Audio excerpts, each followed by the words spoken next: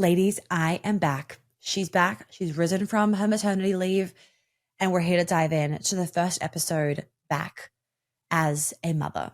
Oh, okay. Before we dive in, I want to remind you that the last round of my renowned program, Queen Alchemy, it is closing the 25th of September. So if you're listening to this in real time or a few days later, we can squeeze you in because we've left time for you to be able to do the pre-work. You do not want to miss this last round. And I'm not just saying this for a false sense of urgency. It's a true sense of urgency is what I'm about to say. This is going to be the last round. This has come through extremely strongly in the last couple days. And I've thought about it for a while, but now it's like, it's really here. It's landed. This is going to be the last round of Queen Alchemy, the 16th round, where I'm running it like this. It is going to change going forward. Of course, it's going to change in a way that still supports you, still gets you the results, blah, blah, blah. But if you've been sitting on the fence for a while, I don't want you to miss this, especially because if you don't do this round, you will have to wait nearly 8 months until the next round. Why would you? That's nearly a year. that is more than half a year that you have to wait until the next round. And as you guys know from all of my podcasts, my content, my Instagram, my emails, trauma healing and healing this stuff that we work on in Queen Alchemy is the foundation for you not only being the woman that you want to be and feeling confident and safe in your body and letting him lead and all of that, but also so that you can manifest your dream life and create the life that you want. Let's not postpone that shit. Let's not do it. So I don't want you to self-sabotage. I'm lovingly calling you out right now if you have either been procrastinating on it or you're about to self-sabotage or you have and the doors have closed and you're listening to this and there's still time.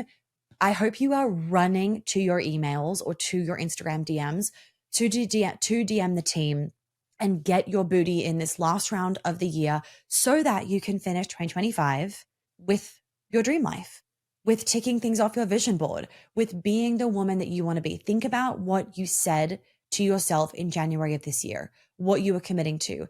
Have you lived up to that, or have you kind of let yourself down and you're going to be pissed off come December because another year will have passed where you still are not feeling like your most aligned, radiant, magnetic, incredible self? So Queen Alchemy, the 16th round, yes, 1-6, is happening. We are about to start. And if you haven't already secured your place, this is your final reminder, because otherwise you will have to be waiting about 8 months. And the next round, it is changing the format of it, potentially the price. I got to figure out the details. All right, without further ado, let's jump into the most exciting episode, an absolute tearjerker. And if you are not watching it, you're going to want to watch it because I have put in birth footage into the edit of this. I chose it myself. I got onto my podcast editor's computer. He came over to the house. I got on it. I put the bits in. So there is birth footage in the video version of this podcast episode.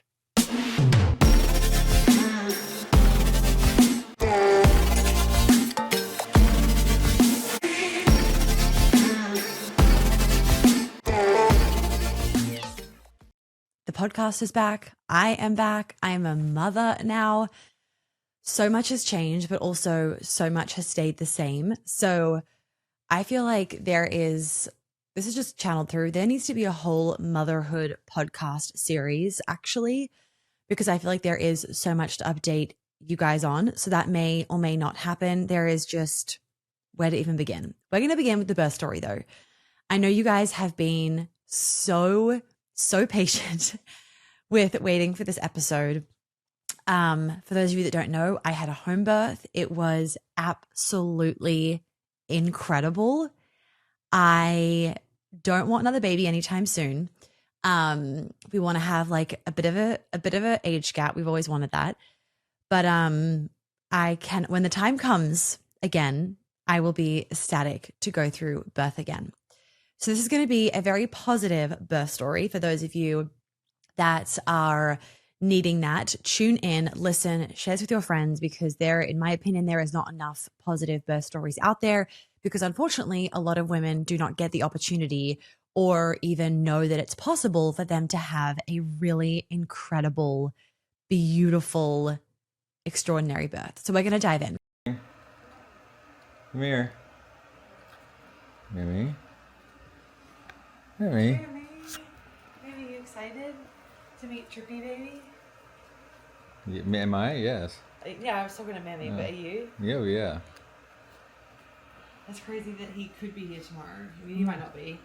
It could be long, but he could be here tomorrow. Here she goes. How are we? 5 minutes, 6 minutes, 7 minutes? I probably will have one in a second. You just have It doesn't tell me how long it's been. I have to do the math, so I can't be fucking. The maths? Yeah, no, frequency is the Yes, but it tells me what time I had it, like 10, 20, whatever. No, frequency is the average, frequency is the in-betweens, baby. So that's the in-between. Last time I looked, it was 4 minutes and something. Oh yeah, my last one was 2 minutes 7 seconds in between. That's really short. That's like, so did you text the midwives? Yeah, I've texted them, but I haven't had multiple of those. I had one. The previous one was 4.5 minutes, and the one before that was 3.5 minutes. Yeah, that's the hospital. Yeah.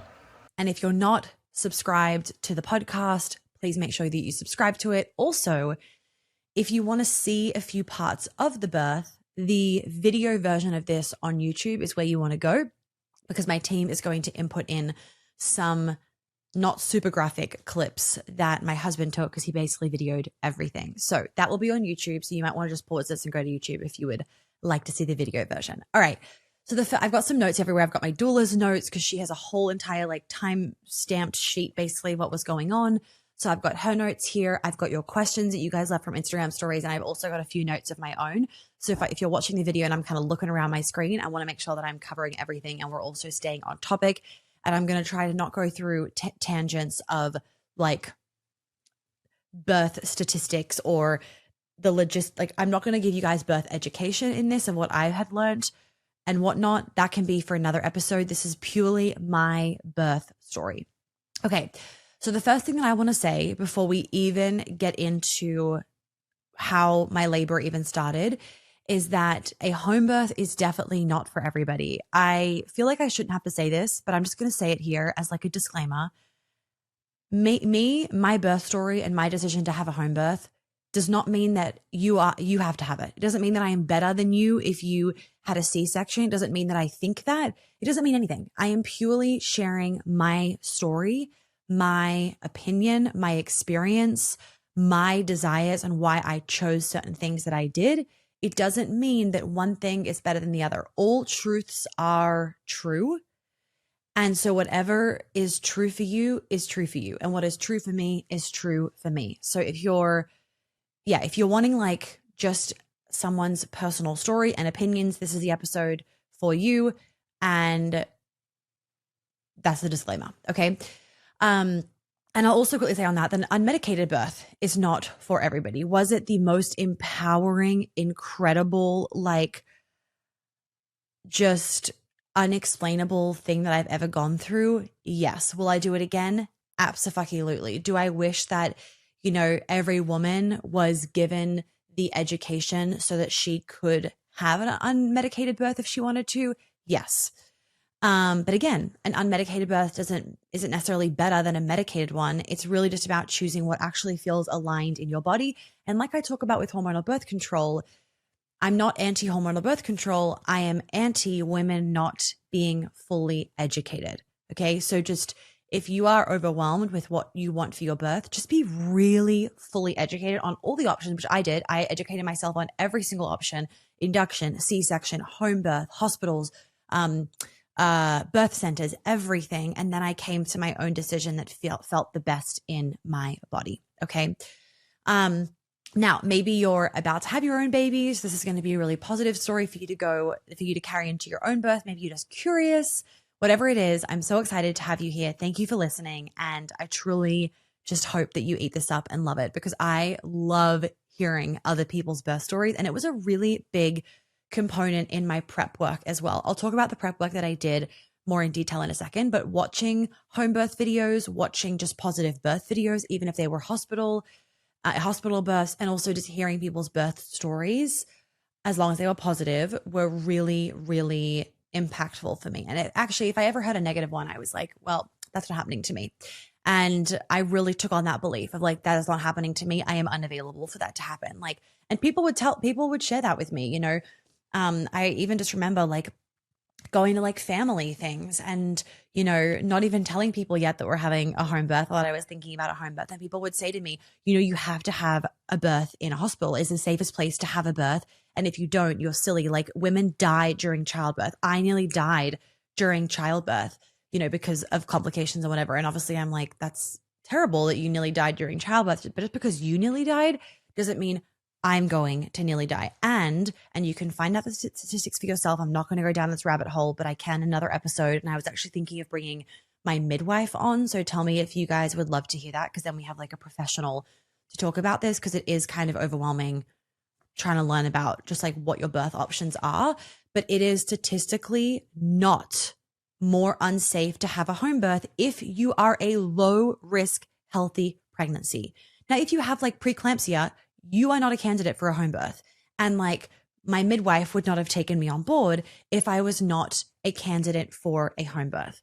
So yeah, but statistically, if you are a candidate for a home birth, you're actually going to have a less intervention, and it's quote unquote safer because of the less intervention. That's what they mean by safer, to have a home birth than at a hospital birth. But that does not mean that you need to have a home birth, because, and this is really, really important, and I would tell this to people when they are, you know, when I'm telling them I'm having a home birth, and they are making up this assumption that I think that I am then saying a hospital is a worse option. And I would tell them this. I would say safety is subjective. If you feel safer in a hospital, then that is where you need to give birth, because you will have a better birth where you feel you're safest. In order for you to have the easiest birth that your body can have, your body needs to be open. And in order for your body to open, your body needs to feel safe. So if you would actually feel more unsafe having a home birth, then do not have a home birth. For me, I knew that I was going to feel a lot safer being at home than being at a hospital. That doesn't mean hospitals are unsafe. It means that me, my body, my nervous system, my heart, my energy, everything feels a lot safer at home. For those of you that don't know, I spent a lot of time in hospitals, not for good reasons, a lot of surgeries, a lot of just like, I spent a lot of time in hospitals, okay? And so when I go into a hospital, there is no part of me that feels safe unless I've had an extreme accident, in which case I want to be in a hospital. Like when I had my really bad ski accident, I wanted to go to the hospital. I felt safer than being in a hospital because I then had pain medication and I had people there telling me what was wrong, right? So in that moment, I felt safe. But, you know, most people aren't educated upon this. Birth is not a medical emergency. Pregnancy is not a medical emergency. Unless, of course, it is a medical emergency because you have a really high risk pregnancy or a high risk birth, right? Or you're having something wrong going on in your birth. So for me, I knew being at home was going to make me feel the safest. And people also asked, and Hal, my husband, also asked me this, of like, well, what if we get transferred to the hospital? So one of his concerns was like that things wouldn't go to plan and that it would be like really traumatic for me to be transferred from home to hospital. And what I explained to him is that if I got transferred to hospital, or if I ended up being like, I can't do this anymore, I need an epidural or whatever, like take me to the hospital, or if I ended up needing a C-section or whatever the reason was, and I had to go to the hospital, I would actually be okay with it, because I knew that I had given myself the chance to fully open because I felt fully safe being at home. Even if I didn't end the birth at home, I felt like because I tried, I did everything in my possible power to have my ideal birth. And if it didn't go to plan, you got to fucking surrender, right? And that happens for some people. You got to just surrender. So that's the first thing that I wanted to share about like the whole safety is subjective thing. And I'll also say on this, one of my best friends that I've mentioned to you guys before on the podcast, our babies shared the same due date. Her baby was born earlier than my baby. I think they're about 10 days apart, if I'm correct.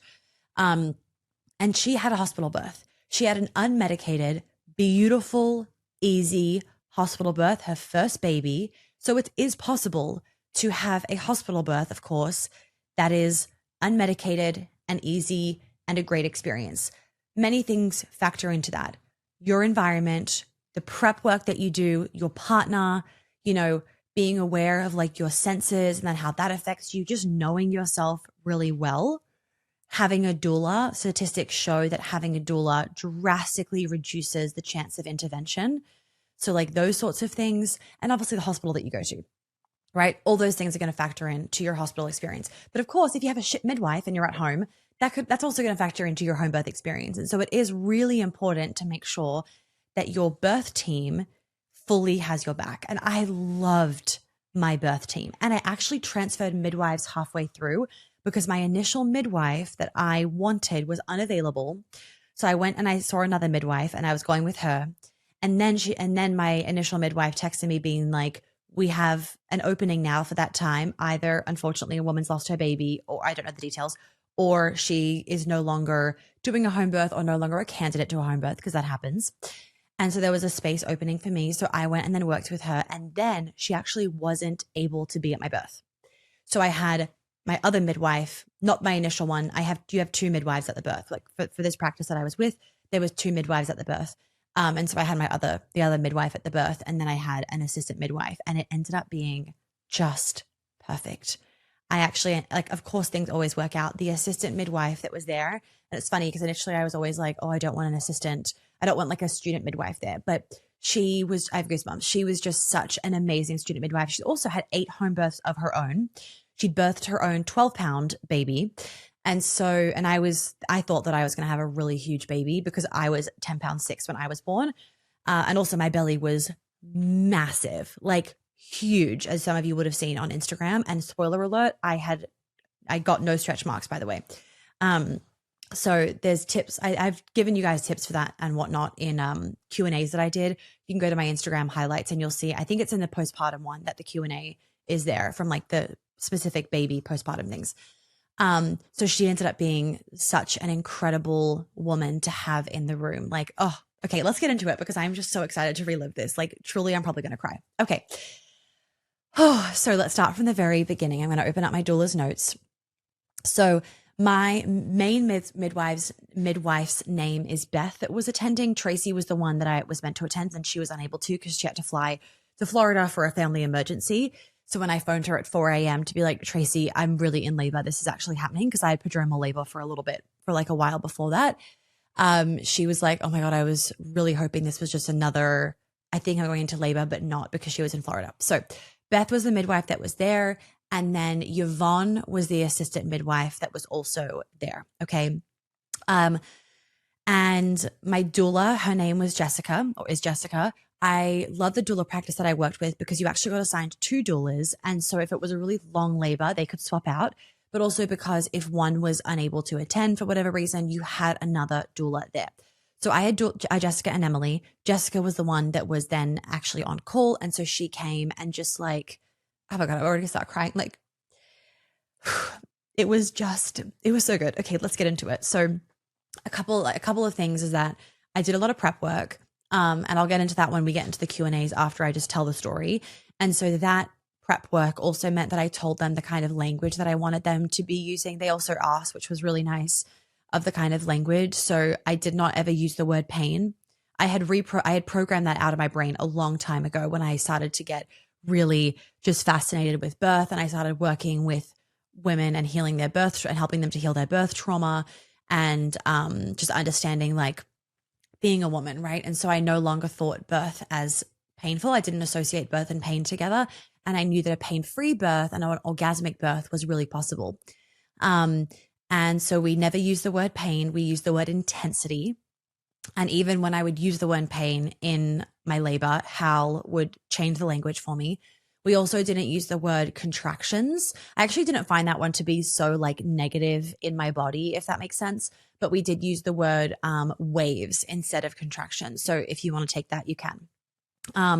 Other things is that I'll kind of mention throughout this is, all of the trauma healing work that I had done all of the work that I embody, my nervous system regulation techniques, I cannot tell you how much of a game changer they were. I actually have I don't know whether we've posted this testimonial because it was a bit personal. So if we haven't, maybe I'll ask her whether we can.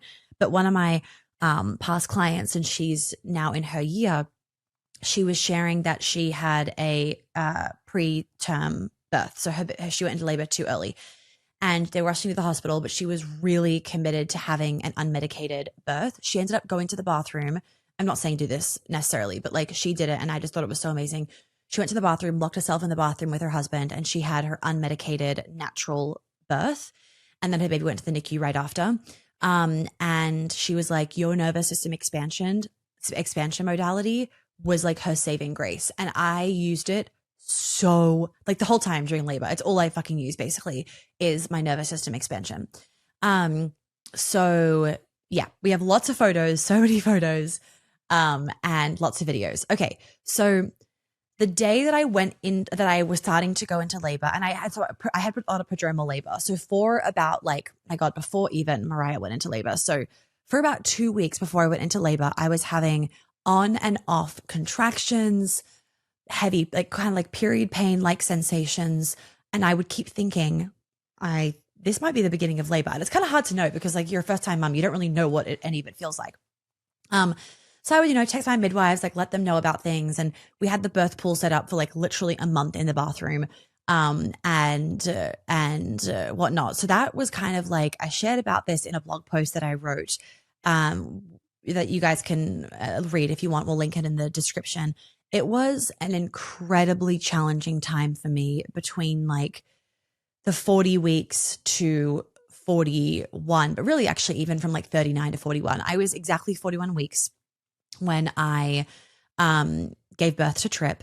And I mean, 41 weeks based on how they measure it here, which was the date of your last period. That's how they measure it here. So I was 41 weeks exactly. And it was really hard because I didn't mentally prepare myself to go to 42 weeks. Now I know that I really should have prepared myself to go to 42 weeks. I was also going absolutely start craving mad because I wasn't working, and I stopped working at 38 weeks. I think I stopped working at 38 weeks. And so I just got really, really, really fucking bored, which some of you would remember. I was painting, and like, I've actually now really picked up the whole painting thing and I really love it, but I was painting. I got incredibly bored and I actually became like really depressed. Obviously not clinically depressed, but I became like really just low. I was really struggling and getting extremely impatient, also because one of my best friends had her baby. We were due on the same date and her baby came early, and I was having a lot of labor symptoms and signs before she went into labor. So we both thought I was going to have the baby before she had the baby. Anyway, I tried everything to kickstart labor. Every fucking YouTube video, all the fucking curb walking things, like you name it, I tried it and nothing worked because he wasn't ready. And one of my midwives explained to me that there is this like chemical compound or something, I don't know whether chemical is the right word, but that is released from the baby's lungs when they are actually ready. And that is what kickstarts labor. Everybody thinks oxytocin. Yes, oxytocin is part of it. And also prostaglandins is part of it. But if you have all of that and the baby is still not ready, the baby is still not ready. So I was going to so much acupuncture. Like we were doing everything to get this baby out of me because I was like so fed up. But there was also this part of me that was like, I really don't want to mess with when this baby is meant to come in, because I am such a big believer in like birth days, that we are born on a certain day, like the stars are aligned. When you understand like really deep astrology and human design and all of that, I really was like, I don't want to mess with this. Like I want him to be born exactly when he is meant to be born. And like, that is it. Right. And so, I was really trying to do everything I could, but I also knew deep down, like he's going to come when he's going to come. But of course, all of the labor prep that I did throughout my whole pregnancy and then in those few weeks before really helped the actual labor. Staying active and doing all the things it's been shown that it makes your labor easier, being really active and doing all the things. So the day I went into labor, at the morning of, I think that it was the evening before, I was having some period cramps and I was like, nope, we're not going to read into it because like I've kept fucking having these period cramps. And then I'd wake up the next morning and they were gone. And I'd be so devastated. So, you know, I like didn't do a bunch of food prep. I didn't do anything. I just was like, whatever, I'm going to bed kind of thing. So I went to bed, not hoping for anything in the morning because I just really didn't want to get too excited because I just kept then getting disappointed. Woke up the next morning, still had the period cramps. But like I told Hal about them, but like barely. And my parents were already here. I didn't tell my parents about them because I was like, I don't want to jinx this. Not that you can fucking jinx labor, but I was like, I don't want to jinx this. And also I don't want people getting all like excited and then me feeling this pressure and blah, blah, blah. Because I was very aware of, the reason why I didn't tell you guys the due date, and I didn't tell really anybody except a couple of my closest friends our due date, because not even actually really my closest friends. I think I told it to them, but I really brushed it off. So no one really knew the actual date because only 14% of babies are born on their due date. And I just didn't want this pressure and the text messages of like, has he come yet? Blah, blah, blah. Like even when my friends would send me, like I was struggling, guys, during that time. I'm going to be really honest. It makes me teary just thinking about it. Even when my friends would send me, because now having the baby, I'm like, bitch, why was I so impatient? Should have soaked up those final days of silence and peace and doing whatever I wanted more. Anyway, my friends would text me just beautiful messages like thinking about you, like no questions, because they knew don't fucking text a woman waiting for it to have her baby, especially when I had gone over.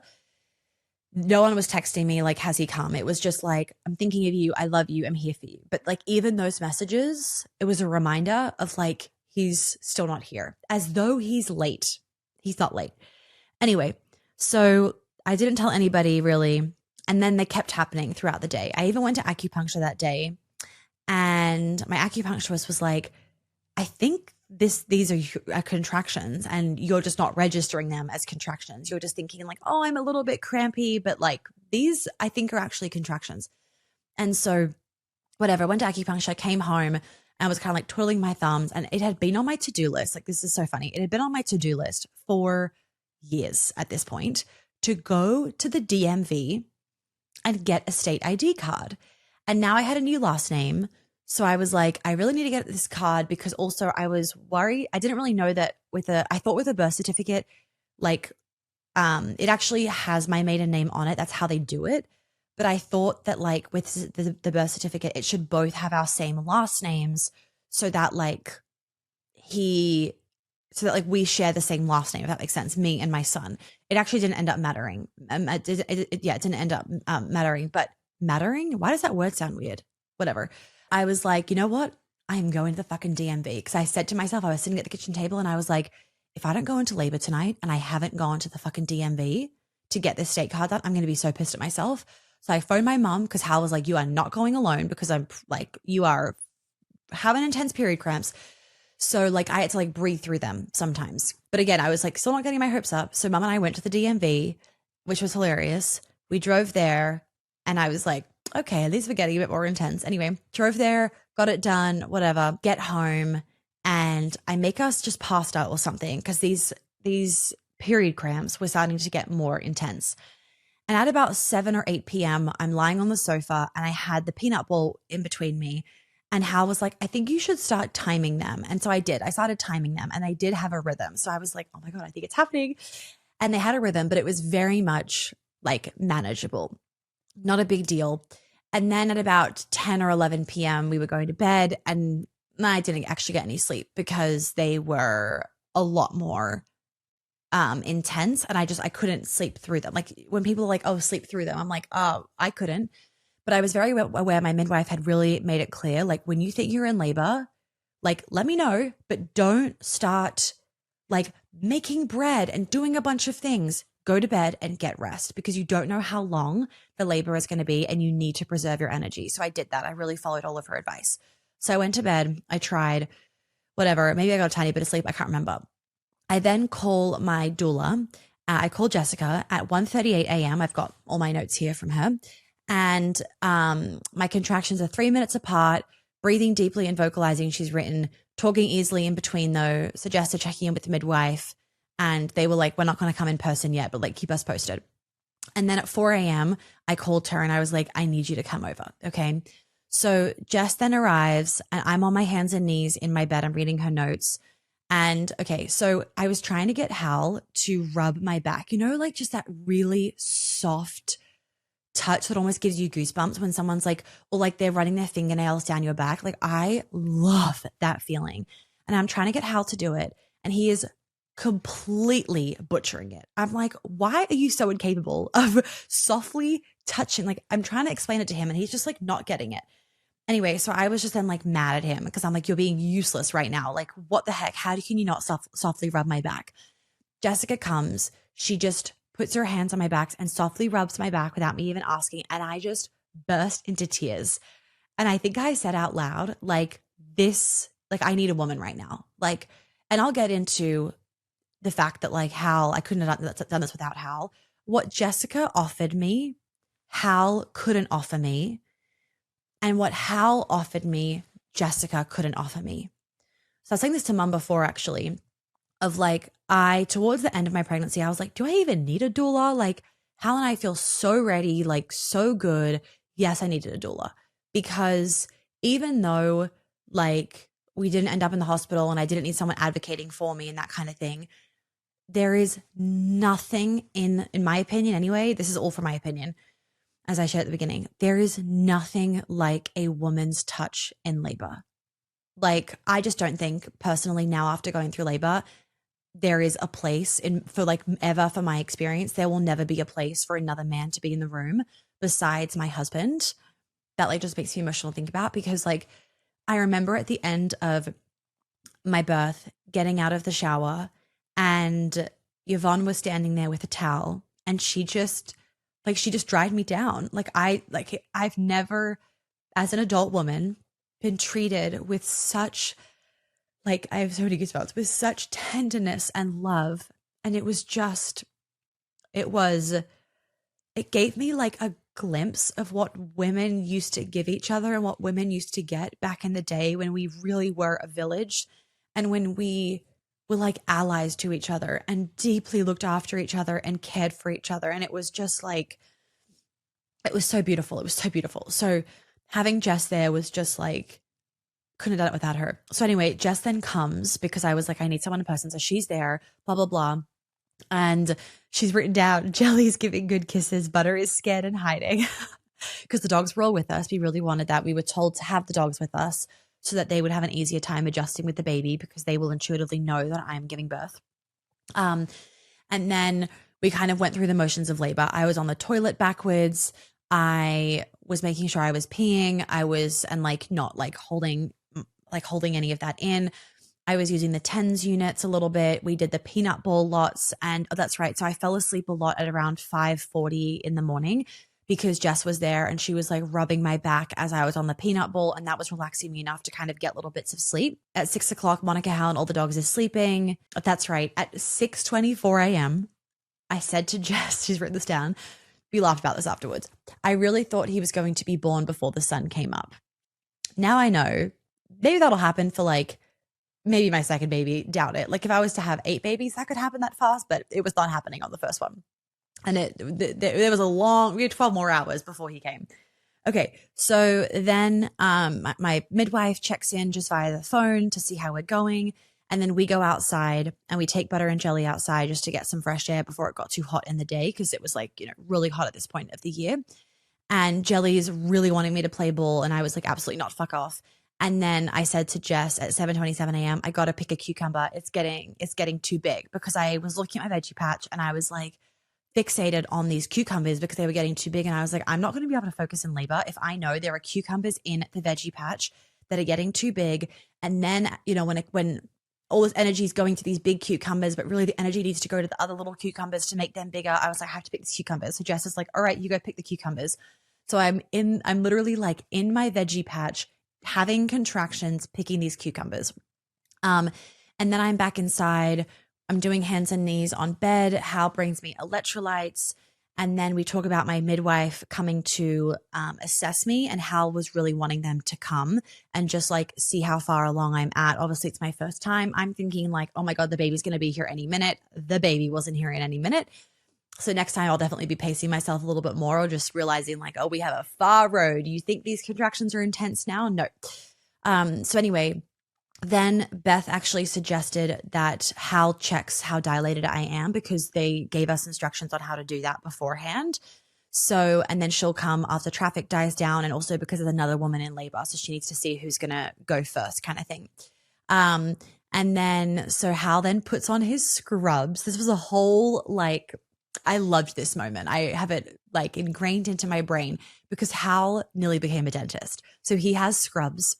And so Dr. Addison came and checked my cervix. And so I had my legs spread on the bed, and we had this whole just like role play situation, which was fabulous. And he got it right. He got the measurement right. He told Beth what he thought it was. And like based on like a man's finger size versus a woman, she was like, yep, I think she's about 3 to 4 centimeters based on like what Hal suggested. And then we watched the wedding video for some good vibes. And then Beth texted to just provide some more context to Hal, to say that the birth might be 12 hours or more. So, like just to pace yourself. So then I actually said to Jess, like, go home, shower, have some breakfast, blah, blah, blah. Cause like, this is going to be a while. Like I'm only 4 centimeters. And that way you can come back well rested and whatnot. And also I really love my space. So I also at that time was just really craving some alone time and some space. So then what we did was we did a round of stairs through contractions, going up and down the stairs sideways to like get everything moving and opening. That's like one of the kind of like techniques to get labor going. And then Jess would go home and shower. Hal and I was in the bath, and then I ended up getting in the bath after a while because it was getting pretty intense. And then Hal ended up phoning Jess at 1:04 p.m. saying things have really picked back up. Can you come back? Like, can you be here in an hour or so? Like, I think she's going to need you sooner than she thinks. And then the midwife's going to come by in a few hours. So Jess came then back. She got back at the house at 2:10. Beth had to go to another birth because that woman was actually already crowning, and that was like her second or third baby. So Beth was like, oh my God, she's about to Beth told me afterwards, as she was walking in, the baby's head was already coming out. So like, that was good that she went there. So Rachel is the other midwife at the practice that I was at. So Rachel ended up coming to check on me. So Rachel came to check at 2:22. We love that. Oh, I'm just looking at this now. So Rachel came to check. I remember all of this. But I like having Jess's notes so I can just run through everything in a chronological order for you guys. So Rachel came to check, and she questioned the baby's position because of just how labor's kind of unfolding. She knew I was extremely active through my whole pregnancy. The beautiful thing about these two midwives in the clinic that they run, or like the practice that they run, they are very big on you have to be an extremely healthy woman, right? So like they are up your ass about taking supplements. They are up your ass about being, like in a good way, about being active all the time and moving and walking every single day and doing certain positions and stretches and blah, blah, blah, because they know Beth has been I can't remember how long she's been a midwife for, but she's done over 1,000 births. Like, oh my God, she's at least been a midwife. I need to just have her on. She's at least been a midwife for 20 years. So like they knew how labor like should be going for someone like me, right? And obviously like, you know, you're not in control, but anyway, so Rachel was just questioning the trip's position because of how the labor was unfolding, and that like I hadn't really progressed anywhere, because at this point it's 2:22, right? And when Hal checked my cervix, what time was that? That was 8:42, right? That was 8:42 a.m. and we're now at 2:22. And so Rachel checked my cervix because she was kind of like, you don't seem to have progressed that much from like the 4 centimeters, just based on like my mannerisms, like all that kind of stuff. Monica said she ate eggs about 2 hours ago, hungry again, and Hal goes to get me some food. And then Rachel just does like a full checkup on me, like my heart rate, blood pressure, all that kind of stuff. And Rachel asked me if I want a cervical check, and I said yes. Now, I also initially thought that I would be opting out of cervical checks. And then Beth explained to me before I went into labor why they are actually really beneficial, especially, you know, when you're having a home birth and you want to stay at home. And what she said made me want to actually get cervical checks, but obviously not too many, because you run the risk of like infection and the more you have, and just like inflammation of your cervix. But the thing that made me actually be like, yes, I want to get cervical checks, was she was like, if you're not as dilated as you think, you need to know that so that you actually rest and pace yourself so that you can get to the finish line. And she just basically like opened my mind to a new mindset around it. And so then I was very much like, give me the cervical checks so that I can mentally prepare myself and pace myself and not think I'm 7 centimeters when I'm actually 4 centimeters, and thinking like, oh my God, he should be here in an hour. And then I'm just continuously mentally going downhill because I'm like, what is happening? So Rachel then checked my cervix. She said the outer opening is dilated to 3 centimeters, but the inner part isn't as dilated, which is a positional flag. There was lots of bloody show as well.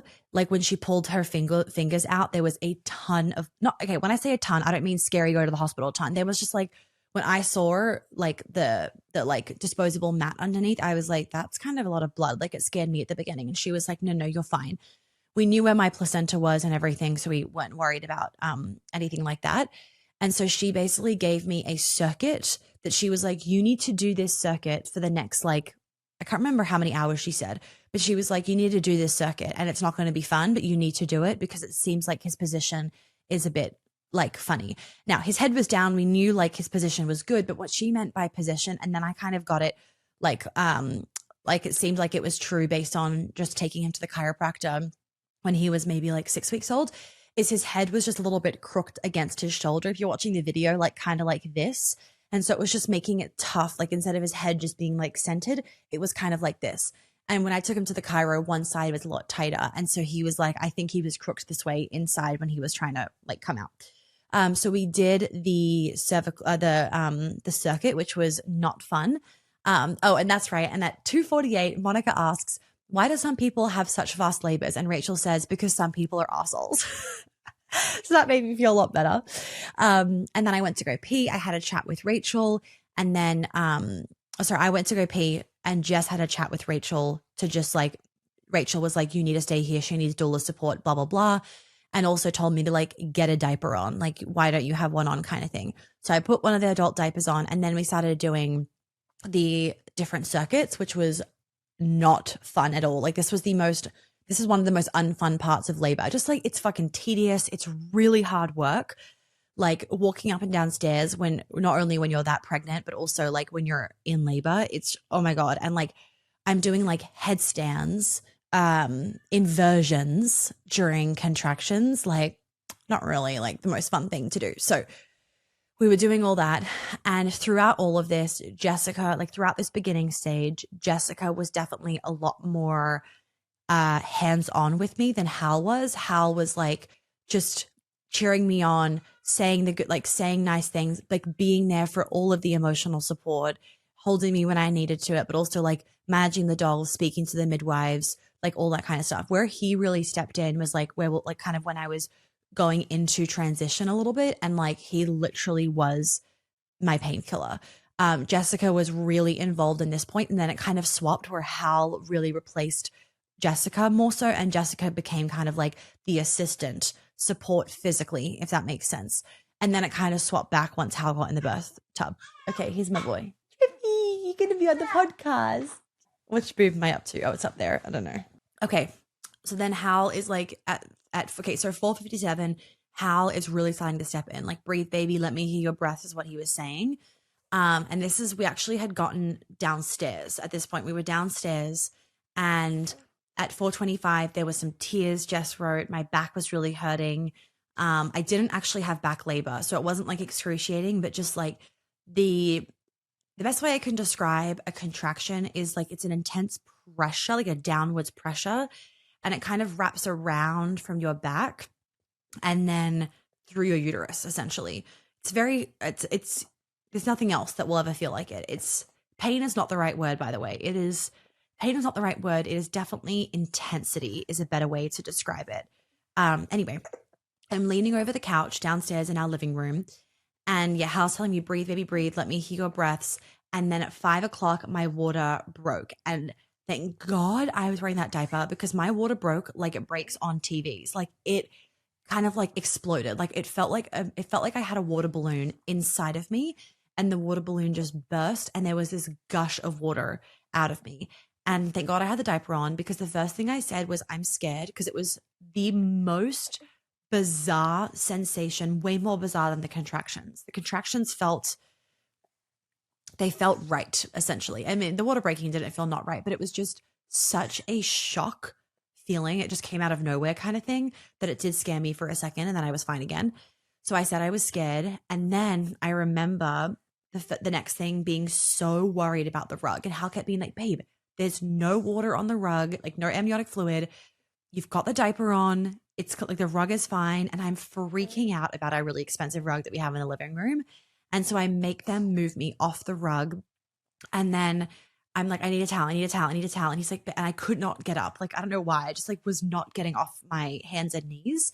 Cause what I thought, I remember thinking that if I stand up, then all the water is going to like burst out of the diaper, as though the diaper is going to basically break. Spoiler alert, the diaper did not break. And I kept being like, can you get me a towel? Can you get me a towel? And he's like, babe, you don't need a towel. Just get up. Like, you're completely fine, blah, blah, blah.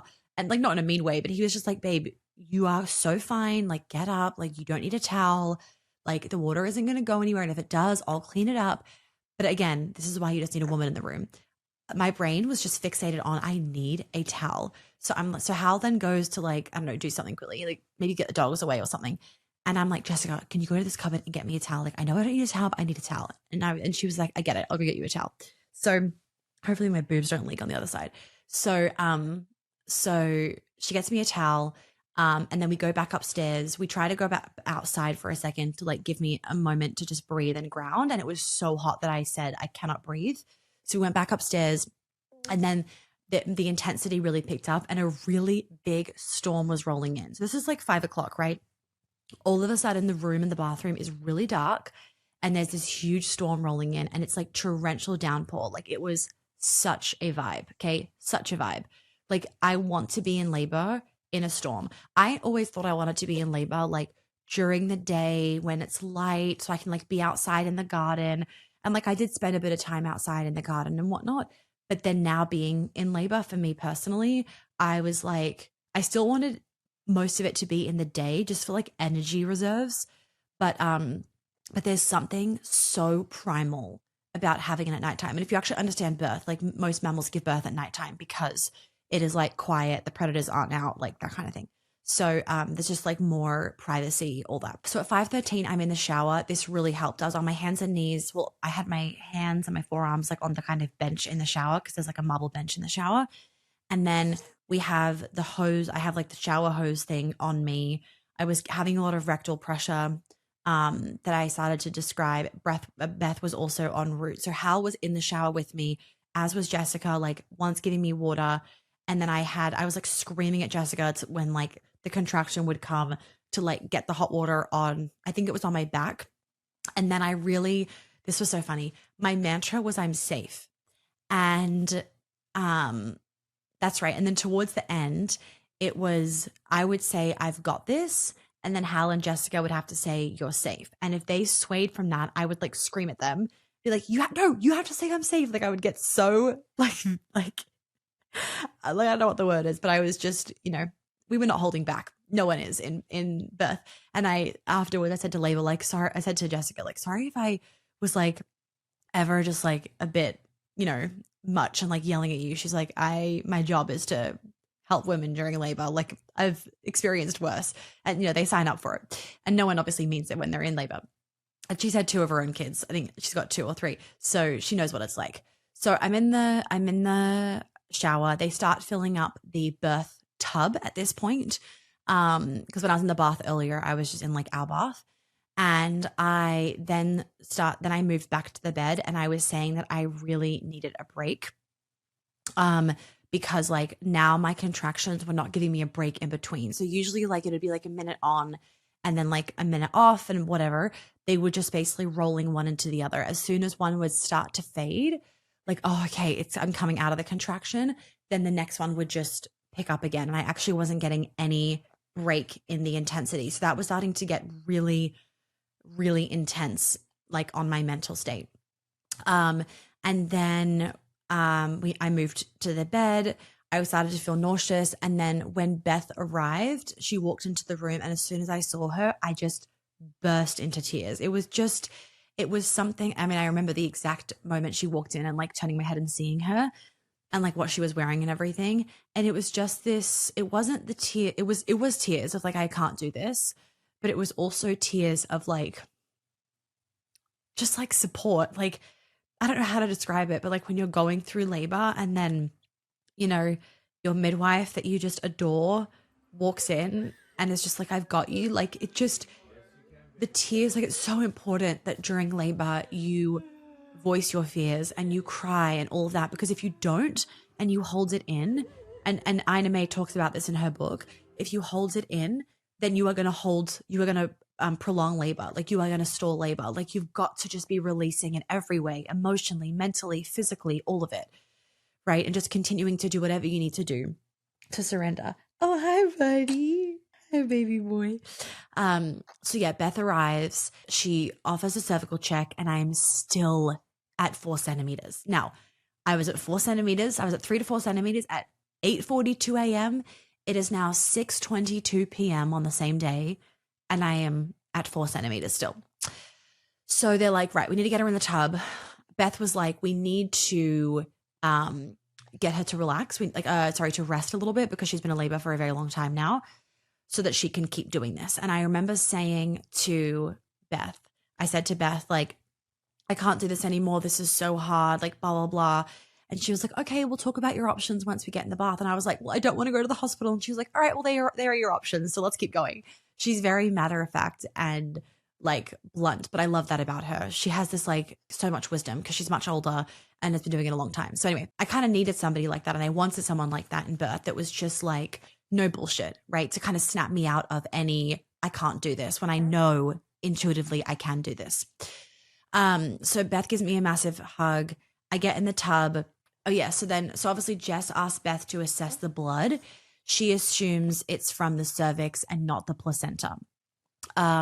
Because like from her assessments, baby was doing well. Intuitively, I was like, no, this isn't my placenta. I also knew I knew the placement of my placenta.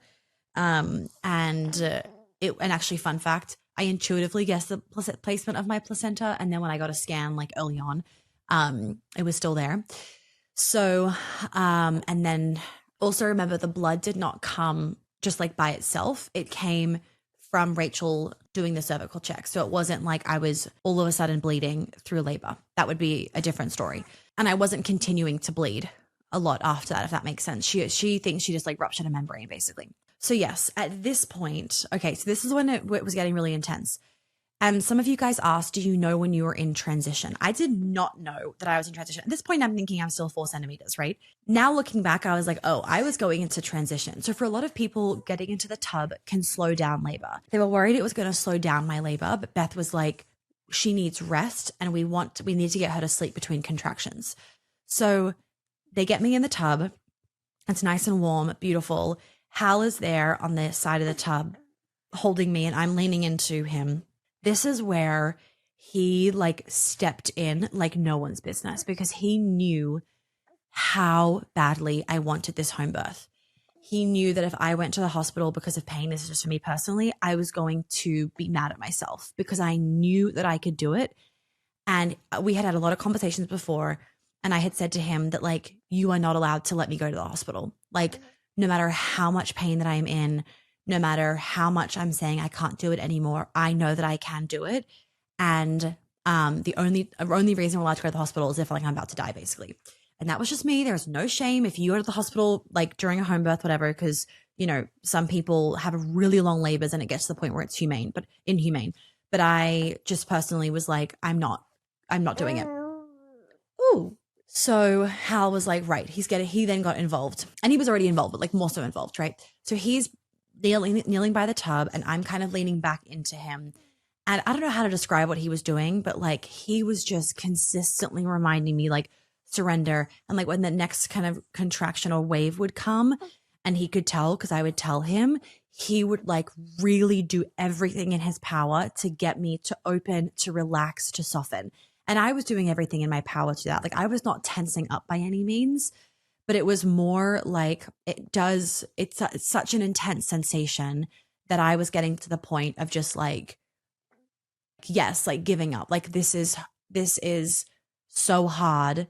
I can't do this anymore, right? Like I remember there being points thinking, I completely get why people opt for an epidural. I completely get why people do elective C-sections, right? Now, that recovery for an elective C-section is something that I would never want to deal with, because the recovery from an unmedicated vaginal birth, I mean, it was barely a physical recovery, right? Like it was so easy.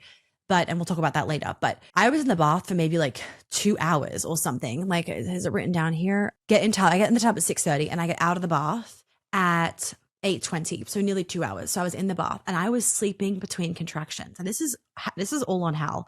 He was getting me so out of my head. And not that I was in my head, but like I don't really remember this very well. It's felt like it was about 10 minutes, but it was 2 hours. I didn't realize I was in the bath for 2 hours because I was just like on another wavelength. And actually, your brain waves go into a dream state when you're in labor, and which is why you don't actually remember a lot of it, because like you're basically like in a dream state and like not fully with it. Yeah, I was in the bath, and something that really helped me for like the energy release, because I was finding the contraction so intense, I would splash. So when I had like so much of this energy in my body and so much intensity, I was splashing, and it was really like, I was like this, if you're watching the video, with my hands, I was like this, because it was, sorry, bud, because it was moving the energy through my body, and it was really helping me to stay open and relaxed and soft through my body, because you've got to stay soft in order to keep your like cervix to continue to open, your pelvic floor soft, all of that. So I was doing that for like 2 hours. I was dozing off between circuits. Hal was there the whole time. Jess kind of stepped back to eat, to rest a little bit, to recoup. Beth isn't worried about the tub slowing things down, because she's like, her contractions, there is no break in between them. So she was like, her contractions haven't slowed down, so we're just going to keep her in the bath. I remember at this point, so this was about 8:15 p.m. I said to her, I remember where she was standing, I said, I need your honest opinion. When do you think he's going to be born? And she was like, I don't think he's going to be born until the early morning. Remember, we're at 8:15 p.m. at this point. And I just remember being like, there was 2 parts of me. I had this 10 p.m. thing in my head, in my intuition. And when she said that, I was like, no, he's being born. I just felt this like 10 p.m. in my body. I didn't know whether it meant that I was like, I'm getting him fucking out by 10 p.m. And I was going like, we're just going to fucking rip the Band-Aid off here. Or whether intuitively I knew that he was going to be born at 10 p.m. or whether he was telling me I was being born at 10 p.m. Like, I'm on some other planet at this point. What are we doing here, bud? And so, but wait, yeah, when she said that, I also remember feeling pretty disheartened of like, I can't keep going until the early mornings. If this is what it's going to continue to be like, I can't keep doing this for, another like 6 hours plus, basically. They get me out of the bath and onto the bed, because they were like, let's speed things. Hal was like, that's right. I think Hal was the one that was like, we're speeding this up. Let's fucking go. So Hal gets me out of the bath and gets me, and all of them get me out of the bath, and they get me on the bed. I'm on hands and knees, and Hal's right there in front of me. So this is when things really get exciting. And also when I thought I projectile vomited into Hal's mouth. So I was on hands and knees, and I had this like, the best way to describe it is this like rumbling sensation in the pit of my stomach, not in a bad way, just like in the middle of my stomach, as though I was about to do a huge projectile vomit, because I was feeling pretty nauseous. And by the way, that's for me pretty nauseous. If I am the slightest bit nauseous, the world is over. Okay. And so for me, like, it was probably nothing for other women, like what I was feeling, but like it was a lot for me. So this rumbling sensation, and I had this like brewing through my body, and I'm like almost like about to like hurl, right? And on my hands and knees, and Hal is like really close to my face, just on my right hand side. He's right there, his back's pressed up against the bed head. He's just like, he's my rock. There was a few times during, around this period of time where he would leave to like let the dogs out or get me a glass of water or pee. And that contraction where he wasn't there was 10 times more intense than when he was there. He was my painkiller. So he had to be there at every minute. Like, it literally got to the point where I was like, put a fucking catheter in him. Like, I need him right here.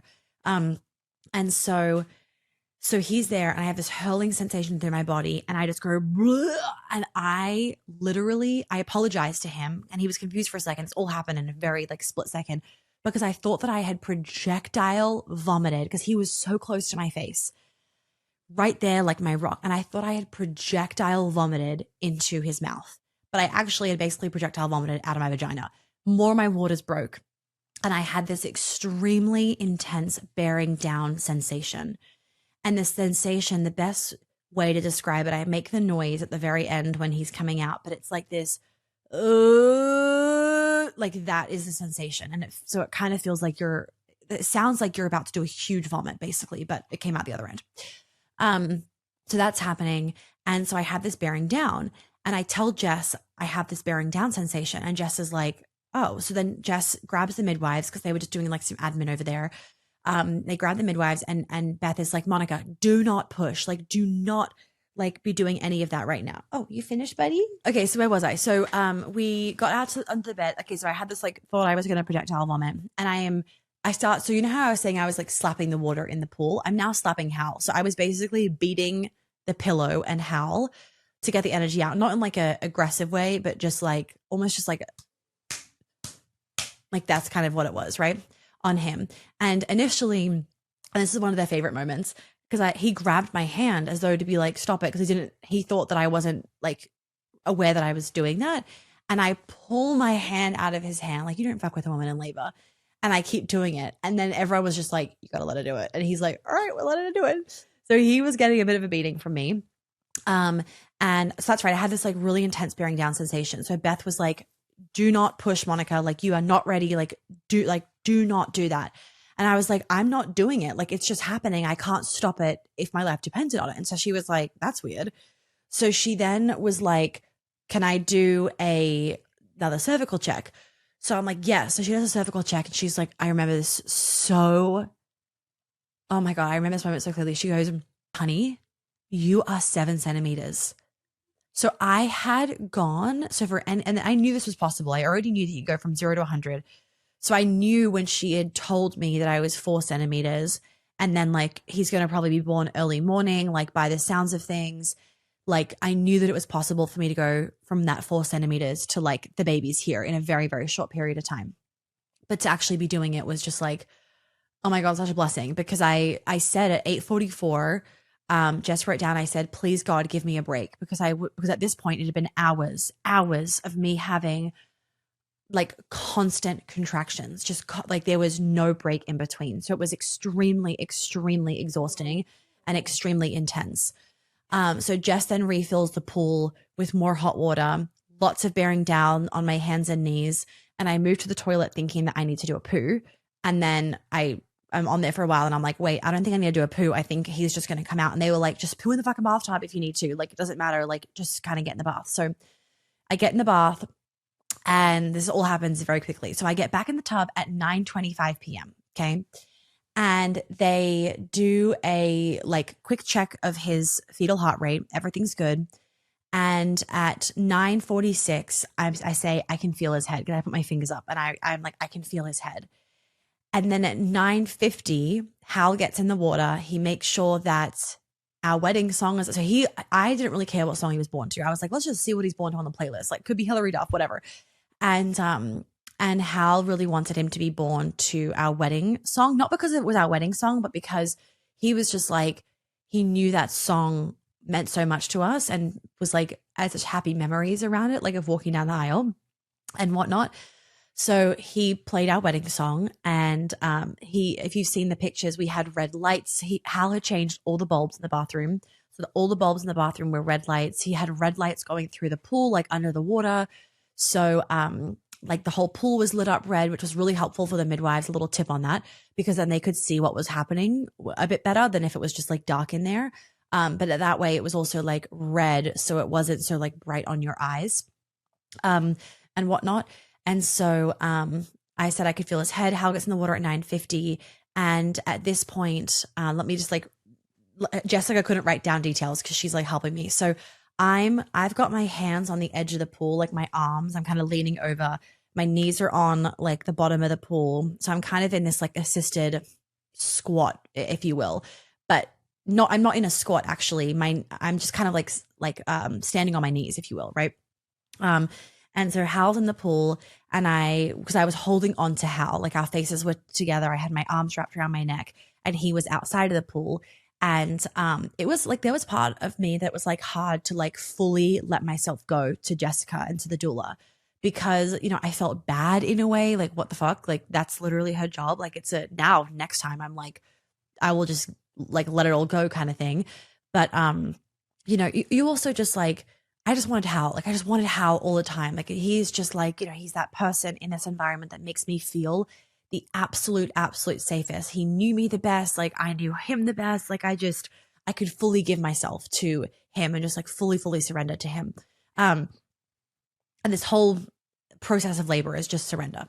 So I'm on my knees, and Hal's like, babe, I'm getting in the pool, because Hal wanted to deliver Trip and catch him. And that was always the plan. So then I'm leaning on Jessica, and Jessica manages to, and Hal's like, before he jumped in the pool, he's running around like a headless chicken. He's like, music, the thing. He like has to get the video set up, like, so that he could get the whole thing videoed. Jessica is able to actually do like a selfie video. She's done this before, clearly. She's holding on to me and bracing me with one hand and half of her body. Her other hand is on a selfie video. So his head comes out. Hal's holding his head, and Beth is then explaining to Hal like why it's okay for his head to be under the water for so long, because there was 2.5 minutes between when his head came out and when the rest of his body came out. So his head is out. So Hal's like, can he breathe underwater? And like all that kind of stuff. And Beth was explaining to him, like, we wait for the next contraction. Like in a hospital, very often they'll just pull the baby out once the head is out. Like, we are not doing that. Like, we let nature kind of do its thing. He's connected to the umbilical cord. Like, everything is completely fine. Monica's relaxed. The baby is not in distress, all that kind of stuff, because she's checking on everything. And so the head is out. And like, I also want to say, I actually didn't feel like him coming out was like the most painful. It was like, you're also so out of it at this point. I can't even tell you. It's just primal. I was so in the rhythm of my body at this point, and so excited to meet him that, I mean, I just don't even know how to explain it. Like, you just have to experience it. Like, it's truly, you cannot explain birth to somebody, like, compared to actually experiencing, this is anyway, unmedicated, like, to compare to unmedicated birth.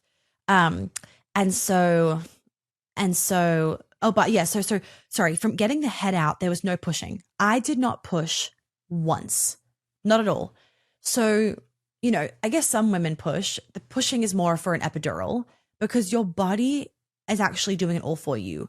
And I was asking this to Jessica, like, throughout labor, like, how amazed I was that, like, I wasn't having to push, because I was like, I went to a fucking pelvic floor therapist for months to like learn how to push, and like, I don't even fucking need it.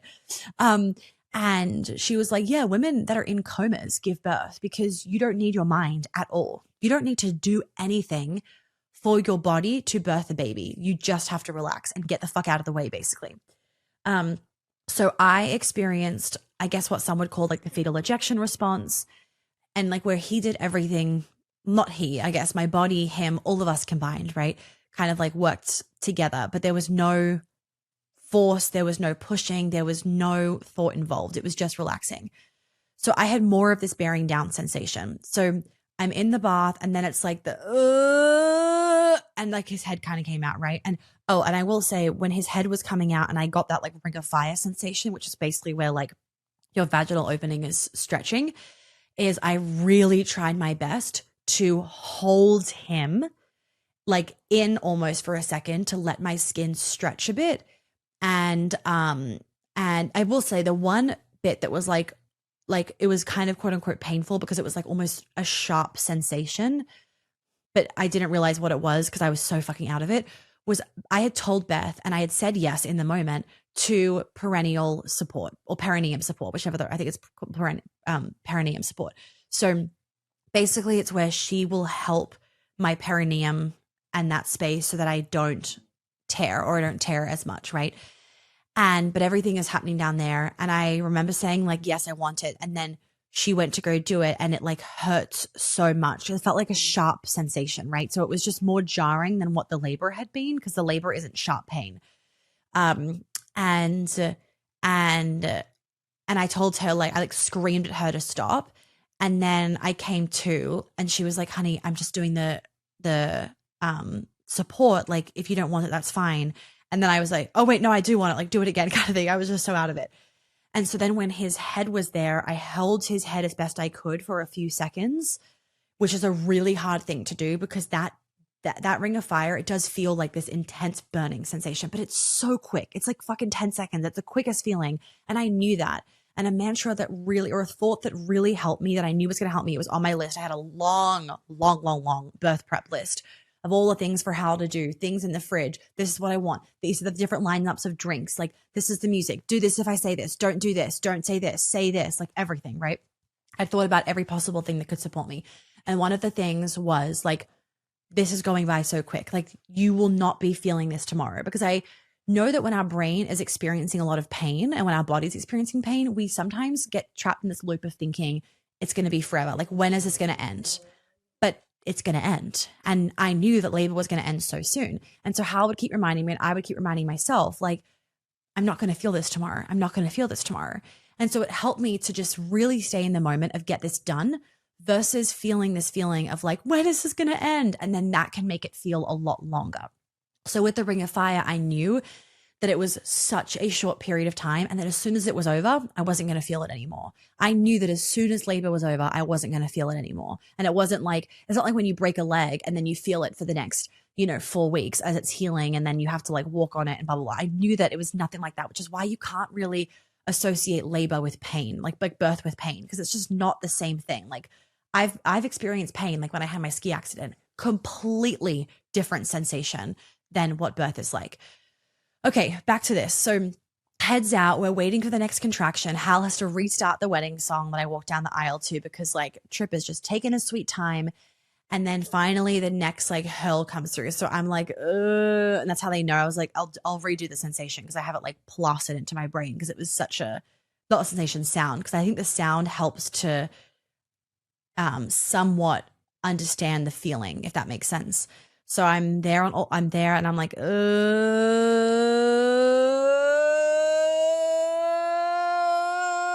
that's what it was like, right? But I'm not pushing. So that sound was intuitive. I feel like maybe some of you would think that I'm pushing as I'm like pushing out a poo. No pushing. It was just the sound that accompanied the feeling, because you really want your throat to be open so your cervix is open. And then his head was out. Sorry, his body was out. So his whole body came out. And then Beth, I remember hearing Beth being like, he's out.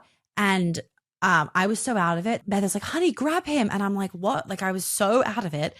So then they kind of help, they feed him through my legs so that the umbilical cord didn't get wrapped around like the back of my leg and bring him up. So they brought him like to my front, if that makes sense, because he kind of came out towards Hal. So he came out to the back of me, if that makes sense. So they brought him back around. Yes, I pooed a little bit, but like no one cares. And I didn't give a fuck. They bring him around and I grab him and I'm like, whoa, what? Like, I was just so like, what the fuck is happening?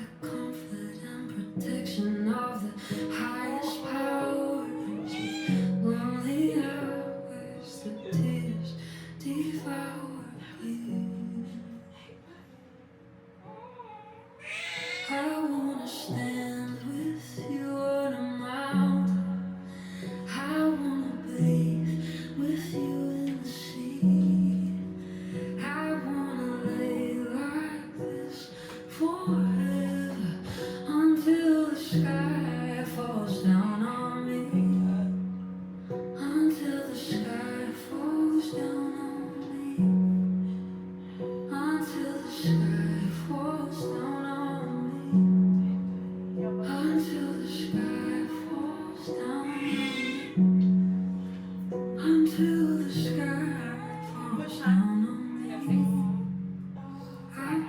time was it? It was 10:03 and baby out at 10:05. I wanna bathe with you in the sea. I wanna lay like this forever until the sky falls down. And Hal is sobbing. And then they put him on my chest and I'm leaning into Hal. And I just remember having this like most bizarre moment. And they put me in, I'm like, oh my God, like it's a baby. Like there was a baby. I remember saying, or at least thinking, there was a baby in there, which I know it's like, duh, you were pregnant for 9 months. But like until you actually are holding him, I just like, I don't know. It was just such a, maybe it's just like a first time mom thing. I was just like, anyway, I was sobbing. Hal was sobbing. He eventually started crying, not in like a bad way. Just Beth was explaining it can just happen a lot when you have home births and water births. The babies are very calm versus in a hospital, the babies will come out and they'll start screaming straight away because the doctors have either like kind of not forced them to scream, but like really razzed them up, like shook them a lot, or they grab a towel as a lot of the case and they wipe the baby down very quickly. And that kind of really wakes the baby up. But of course, imagine if you've been in like a really deep, essentially sleep for 9 months and all of a sudden you're just wiped down with like a rough towel. Like that's so stressful on your nervous system. And with the home birth and with my midwives, they don't do that. And like the water birth also makes it very gradual. He then starts crying where we're all like fucking sobbing. And it's just like so beautiful. Like I can't even, every time I watch this 2.5 minute video, 3 minute video of the very end of the birth, I am sobbing. We've showed everybody. Hal sent it to everyone. He was very anti-home birth in the beginning for various reasons. 99% of it was uneducated, a bit not being educated about home births and birth, and that birth is actually a safe thing to do, and hospitals and the whole system and all of that. And then also there was a part of it where he just wanted to protect me. And he, of course, thought that being at a hospital meant that I was safer than being at home. And of course, like I said at the beginning, for some people it is. For me, it was not. And I remember afterwards when we were all in bed, he said like how glad he was that we did a home birth. And he was like, I literally want to plaster that all over Instagram. Like that was the most incredible experience that I've ever had in my life. He didn't, but like he does not on Instagram at all. So when he says something like that, we're all like, what the hell? So we're laying in the tub and it was just like, it was euphoric. Anyway, and so then they get me out of the tub because they don't want me to birth the placenta in the pool just because it then just gets really messy and there's blood everywhere. And then we all have to shower. The baby's covered in blood. And it's just like, especially because you want to keep the vernix on the baby. So we get out of the tub, we're in the bath, and then the placenta's born, which honestly just feels like it actually you have like mild contractions again for the placenta, and then it just feels like you're doing a massive poo essentially. And it's the same kind of thing of like, and my body again just did it. I didn't have to push it out. Of course, there was no tugging on the placenta, nothing like that. And then the whole placenta came out and whatnot. He was attached to the placenta for about 20 minutes. So we obviously did it very extended cord clamping. They didn't do a checkup on him for a little bit. Like, let me look at the notes. Oh yeah, placenta with clots. I had blood clots coming out as well. But I was checked and Beth said, looks like no drama with the bleeding. At 11 o'clock, the placenta looks great, double bag, and they put it in the freezer. And then at 11:11, oh my God, of course, 11:11, they did the newborn exam. So think about it. He was born at 10:05. He was not handled by anybody else besides me and dad for an hour and like 5 minutes. That's beautiful. Like, and that's what I wanted. They then did the newborn exam and our whole bedroom is dim lighting. It's red lights. It's so calm. The doggies are around. We were also recommended by a childbirth educator to, once the baby is born, lay the baby down, let all the dogs come and say hello, let the dogs lick the baby. The dogs aren't gonna bite the baby. Like, they watched what was happening. They know what's happening. Trust your dogs. So they all gave him a sniff. I actually don't know whether they ended up licking him or whether they just gave him a good sniff. What that does is it says, welcome to the tribe. So then they are not annoyed at the baby. They're not jealous of the baby. They actually just want to protect the baby, and the baby becomes one of them versus the baby becomes something that is taking mom and dad's attention away from us. So we did that. And then they did the newborn exam and they checked me. They did a full exam on me. There was a really small adhesion. Some of you asked if I tore. There was a very small adhesion. she was like, it's going to heal in no time. I can give you a stitch, but you're going to have more pain from a stitch than you are just letting it do its thing. So I was like, let it do its thing. And Hal was holding Trip during this time. And then, oh yeah, that's right. Beth took a picture of my vagina and I was like, oh my God. It obviously all went back together and now it looks completely normal again and it feels completely normal. And then by the next day, by the way, the adhesion had already gone. Like I checked with a mirror or I checked with a mirror. No, Beth came the next day and it was already healed. So I'm glad we didn't do that stitch or anything. And then Beth wrapped me at 12:30 in my belly binder because they recommend doing that as well. I fully recommend that. I wore that for weeks upon weeks. It was so essential, especially during the night with the getting up and down. It's funny. I feel like people think with a belly binder, and I thought this, it would make you feel like you're being suffocated or like it's too tight, but actually not having it, I felt so unsupported, especially with the sitting up and the sitting down and everything. Like you need it for your back. Like it really helps your back feel supported. And it really helps with the getting up and down from bed and like you being able to kind of start to use your core muscles a little bit again because everything just feels so dead and jiggly in there. And so then the team all departs at 1 a.m. And then Hal and I were in bed. I lay there for a bit with him and Hal went downstairs and got butter chicken because my mum and dad, they brought over butter chicken and homemade chocolate cookies with collagen in them. They're on my website. The recipe is on my website. Yes. And we sat in bed, we had butter chicken and I ate cookies and it was just, I mean, what is more heavenly than like being in your own bed, in your own space after going through birth? We had a little bassinet next to us. So I put him in the bassinet for us to go to sleep. I didn't sleep a fucking wink because of the adrenaline, me thinking like every single noise he made was like, oh my God, he's suffocating and he's dying.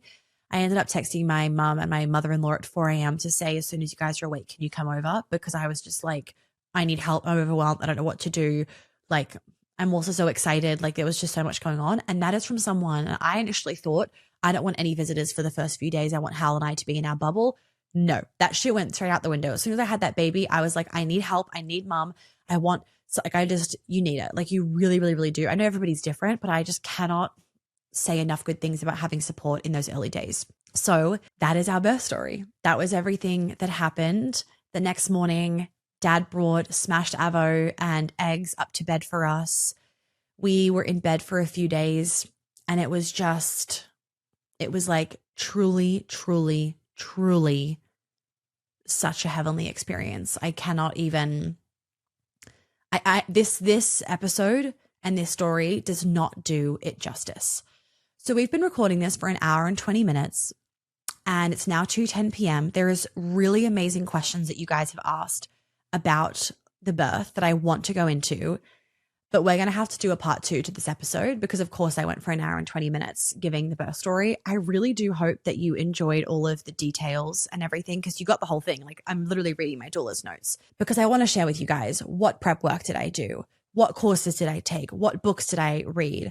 You know, what mindset did I have? What herbs did I take that help with birth? Like all of that. I want to share all of that with you and I don't want to be rushed. So we're going to do a part 2 and I'm going to share all of that with you guys in part 2. I want to leave you with this. There's 2 products that if you're going into labor soon that I want you to get. One is the Loombox Red Light that I'm always talking about. I use this straight away after birth to help with my healing on my vagina. I'd put it between my legs, if that makes sense. Like my legs would just spread on the bed and I would put it between my legs. But I would also lay it on my womb, my uterus, to help everything go back and just to help the healing, basically to aid in my healing. I also had a few nights where I was having really bad headaches a few weeks into postpartum, and I would literally put the red light on my head and it would help my headaches to completely disappear. So if you don't already have a Loombox, please get a Loombox. You can use the code Monica Yates Health to save $260 on that. We'll put the link and the discount code in the description. The other thing that I'm always sharing is PK's Herbs. I know Paul, who is the creator of PK's and Herbalist. I know him personally. He came to our wedding. Like he's an absolute vibe and he makes the most incredible herbs. I immediately started taking his blood bank straight after birth to help replenish my energy stores, my blood, my chi energy, all of it. So I started doing that straight away. And then also I started taking his lactation support. It's called Yummy Mummy. And I'm still taking that actually right now. I don't take it super consistently. I took it consistently straight after birth, but I'm taking it on and off. My supply dipped a little bit with all the Europe travel we did. So I was taking that consistently and my supply is like straight back up, which is amazing. The discount code for PK's Herbs is Monica20. Highly recommend both brands, but I'm going to go through even more with you guys in that part 2 and more details. So look out for that. We'll drop it really soon because I know you guys are going to be itching for it. Thank you all so much for listening. Do not forget to leave a review, to subscribe, to whether it's on YouTube, whether it's on Spotify or Apple, and to share this episode with any friends that are about to have a baby so they can know of a really positive birth experience. I will get on the Q&A ASAP though, because I do want to be able to give you guys more guts into some of the things that I did, especially for those of you that are going to be going into labor soon. Okay. I will see you guys in the next episode. Oh, and also don't forget, for those of you that do have extensive birth trauma, or not even super extensive birth trauma, but you do have some kind of birth trauma, please reach out to me. I've worked with women with birth trauma since 2018. And when I tell you their birth trauma disappears, it disappears. And it means that they can go into their next birth and have like reclaim birth for themselves. They can have a positive birth experience. They can feel like they can use their voice again. They have a better postpartum. They're not scared the whole time during their pregnancy for what's to come. So please, please, please reach out if you need that, or if you just haven't given birth, but you would love to do some birth work so that your body and your nervous system feel supported going into that as well, because obviously the unknown can be really scary and that can also affect you during your labor. Okay, I will see you guys in the next episode. I'm so happy to be back.